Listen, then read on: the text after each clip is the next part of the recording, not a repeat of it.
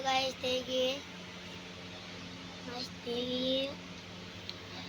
Hello guys देखिए, अब क्या करूँ, मेरे सारे बिल्ली कबूतर खा लिए, मैं क्या करूँ, मेरा मूड गर्म होगा, क्या करूँ।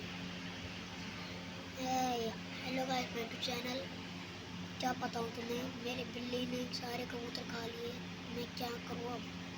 देखो मैं नहाया अपना सुबह से, 1000 के कबूतर थे, के बिक के साले। अब आ जाएगी बिल्ली का तो फाड़ देंगे बिल्ली को आज। मेरा दोस्त था, उसके भी कबूतर थे थोड़े बहुत। चल अब 100 पैसा मांग रहा, मैं कहाँ से कुछ पैसे यार, 20,000 दे, अब मैं तुम्हारे साथ कुछ कर रहा हूँ तो क्या होता। अब तुम दोगे लाइक भर भर के, दे देना गाइस, इतनी मेहनत करते हैं गाइस, दे देना प्लीज़। कोई बटन आप दे दूँगा मैं उसको बेचारे को, वरना मुझे जान से मारने के धमकी दे रहा होगी। मैं वो क्या बोलूँ उससे, मेरे से हवा टाइट हो गई उससे।